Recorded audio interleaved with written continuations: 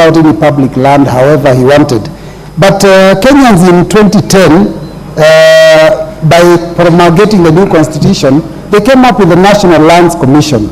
And Mr. Speaker, it is unfortunate 14 years after the National Lands Commission was, was initiated, or the idea was conceptualized, we still have so many issues. A lot of the petitions that come to this house, Mr. Speaker, are to do with issues to do with land. So I don't know what we are going to do as a house to make sure that this thing of land is sorted out. And that's why you can see, Mr. Speaker, that just recently, a whole region of Mavoko constituency had houses, over 10,000 houses, that were put up affordably by individuals, brought down. So, Mr. Speaker, we need to figure out how we can sort out this. Even the affordable housing program is facing challenges to do with land. So I don't know exactly what we will do, but we need to figure out a solution for the land problem of this country. Thank you, Mr. Speaker.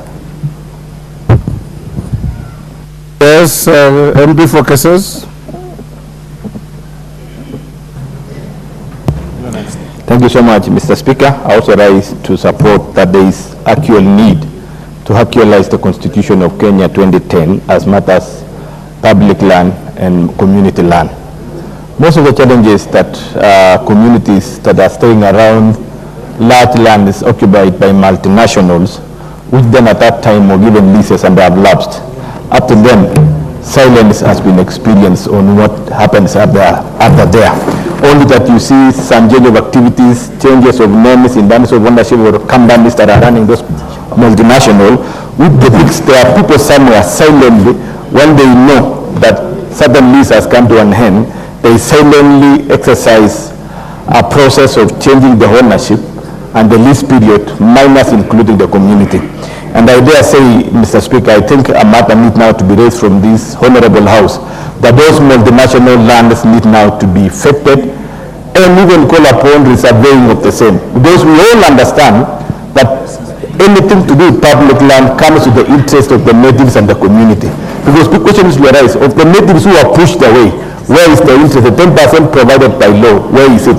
Right now, there are no spaces for public utility, no hospitals, no schools to build, yet those particular leases have lapsed, and as we know, when the lease lapses, the rights of that particular property reverts back to the original owner. And the original owner in this case are the community that were pushed away by the colonial farmers then who end up being the multinational ownership of those particular lands.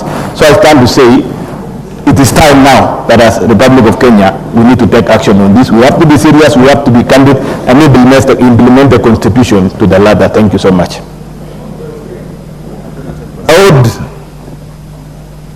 Sorry, Minority, I'll come to you. Thank you, Mr. Speaker. Mr. Speaker, I want to support this petition by Honorable Katur.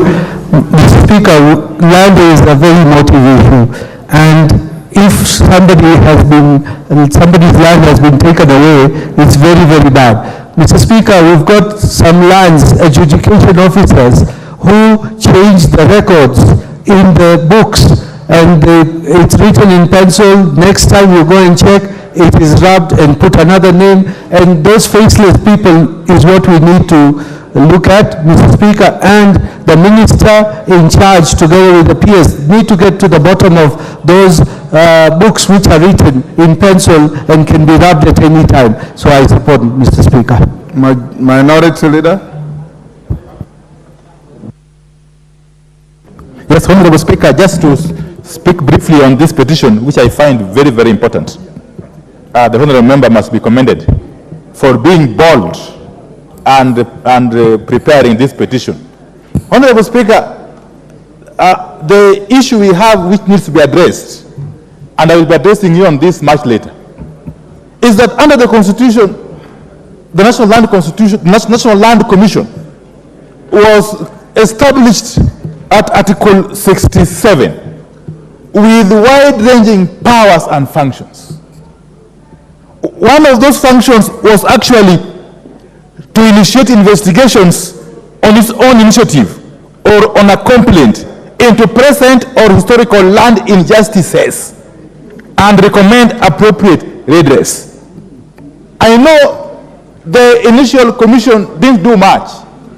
The commission under one Swazuri, it actually failed Kenyans.